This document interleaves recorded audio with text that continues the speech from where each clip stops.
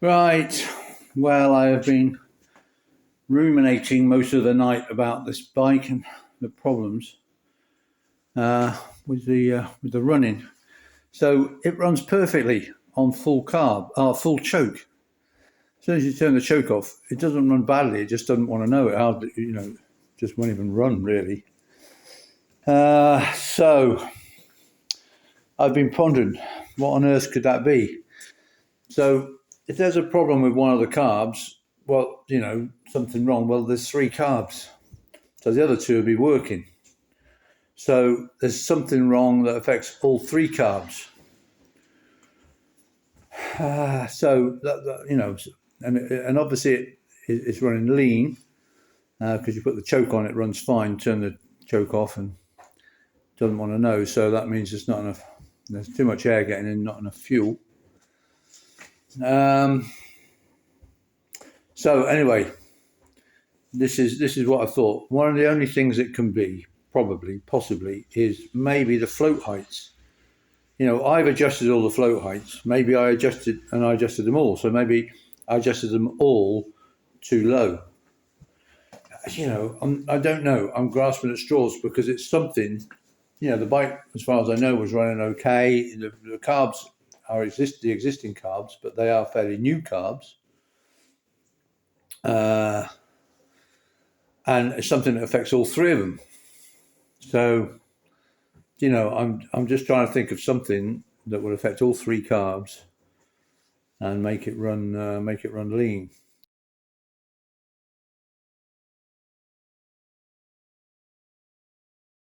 Anyway, going to have to bite the bullet and take the carbs off, which I'm not looking forward to because, of course, we've got the full air filter. So I'm hoping that if I open the air filter, take the back off, then I can get the carbs off with the back of the air filter still on. I don't have to take that those two bolts out that hold the air filter on, which are a pain. Anyway, still a pain of a job, but that's what I'm going to try. And then the rear brake, that's the only other problem I've got. It's okay, but it's not right. So I think I'm going to have to bite the bullet with the damn rear brake. Take the caliper off, which may sound simple, but that means getting rid of the wheel spindle, knocking the rear wheel spindle in, so I can drop the torque arm with the caliper on it, then unbolt the caliper from the torque arm. Having done that, take the silencer off. Then I'm going to turn the caliper upside down so that the bleed nipple, which at the moment is right at the very bottom. So there. Oh God, come on. Oh God, I can't get down these days. There on the left, that's where the bleed nipple is, right at the very bottom of the caliper. So I'll turn it the other way up. So the bleed nipple is at the top. Leave it overnight, so hopefully any air will go up near the bleed nipple and try bleeding it again. That's all I can think of, because I've bled it as it is, and it's a bit better, but I think I'll bite the bullet and just get on with it. But main job is to try and sort this, obviously, the carbs out. And I must say I'm a bit of a loss, and I'm not that optimistic on the float height thing. But when I built the Commander for the first time, I set the float heights, and I thought, I better make sure. And I just set them a little bit high. They were just a little bit high, the floats.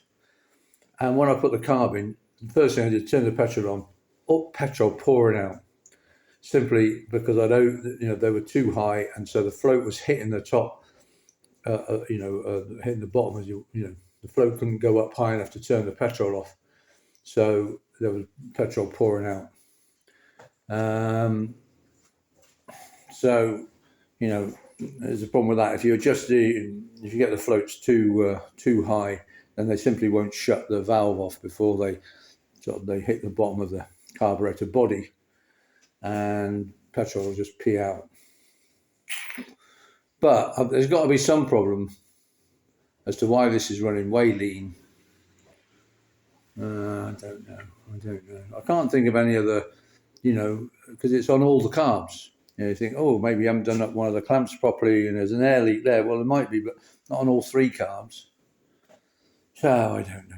I really don't. But we'll take the carbs off and have a look. That's all we can do. Maybe I've done something silly, something stupid. Who knows? maybe the fault will reveal itself when I get the carbs off. I don't know. I'm just annoyed because it runs so well with the choke on.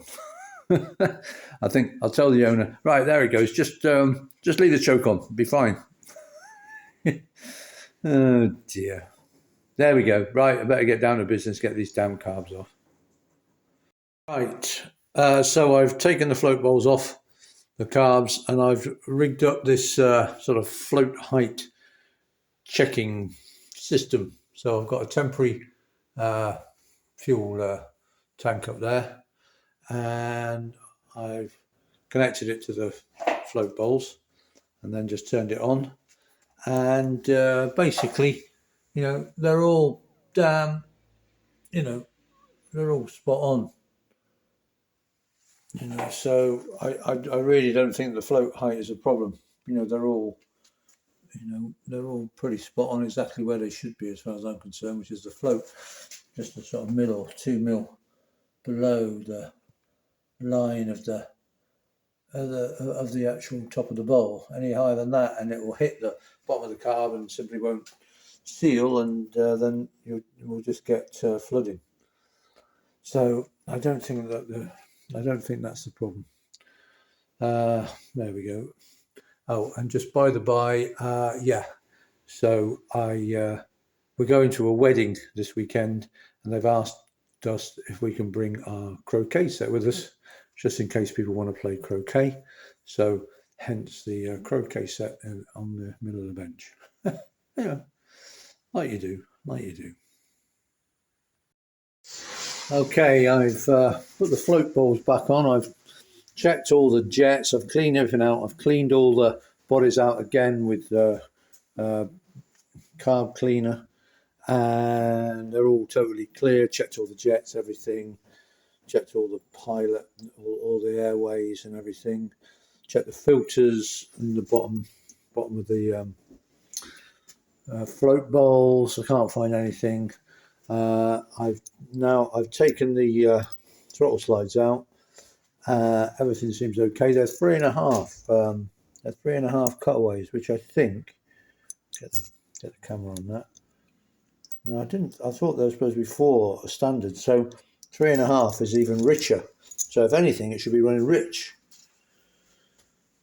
So I don't know. I've checked the height of the needles. It's all middle groove. That seems okay. So my problem is that I haven't found a problem, which is exactly what I thought, to be honest. It would be great if I could have said, that's what it is. But of course, you never do. So I'm putting it all back together now. I'll check the operation of the choke. Not that that's going to make much difference, I don't think. I'm going to fit, whilst I'm doing it, I'm going to fit a Clive Scarf tickover adjuster, because it's just a nightmare getting to these adjusters, the standard adjuster, as I've been finding. And so it's really not for me, it's for the owner, because what happens is I do find that the tickover does tend to change on a Trident between hot and cold, so at cold you can get 1200 tickover, and then when the engine's red hot it goes down to like 800, or starts stalling or whatever. So I do find it useful to have a little Clive Scarf adjuster that you can just adjust as you're going along. Anyway, so I'm going to change that. But anyway, I'm going to put the carbs back together for now. But there was no smoking gun, which is rather what I thought. But we'll see. Right, just getting ready to put the carbs back on the bike. Now I've stripped them and checked them and everything. But one thing I decided to do before refitting them was to fit this modified tickover adjuster from Clive Scarf, which is a beautiful piece of kit. Because when I was just after I started the bike, I was trying to adjust the tickover, on the normal sort of bolt adjuster, and it's just such a complete nightmare. That I said to the owner, I said, look, let's just fit this tickover adjuster, so you can adjust the tickover at any point when the bike's going. And to be honest, sometimes I find it that the tickover You know, it can be faster when the engine's cold, and then when the engine's red hot, then the tickover can drop a bit. So, you know, it's good to have this because you can just adjust it at any time when you're going along at the traffic lights or whatever. You know, it's a wonderful wonderful thing to have. So, so I've been just waiting for that to arrive. It's not cheap. It's not expensive. It's about £90, I think. But you know, I'd really recommend if you've got a T160, because trying to get in with that adjuster. If you've got a bike that ticks over absolutely perfectly and doesn't need adjusting, then that's fine.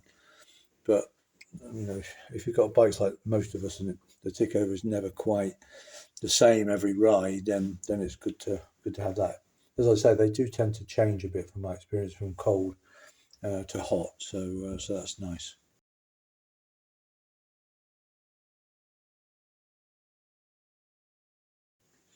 Okay, so yeah, so it's all the carbs are back together now, and so put them back on the bike, and we'll see what's happening vis-a-vis the bike running with the choke off. But you know, as I thought, I didn't find any smoking gun or anything, so I don't know. But you know, it's one step at a time. We'll put the cars back on and see what happens, and then take it from there. Okay, carbs are back on, and it's running, I would say, marginally better.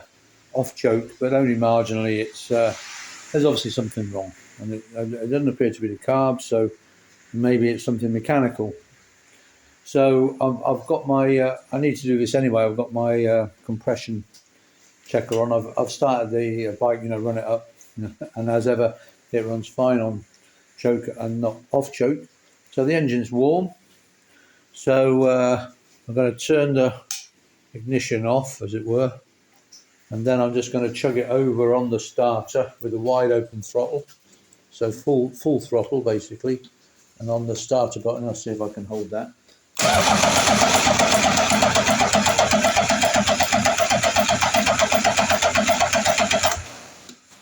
So what's that? That's up to just under 125.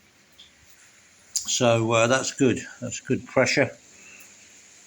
Was that 105, 110, 120? Yeah, just over 5, 10, 50, about 120 for new engine. That's fine. But we'll now the thing to do is to check it on all the other cylinders, you know, and hopefully it'll be the same. We'll see.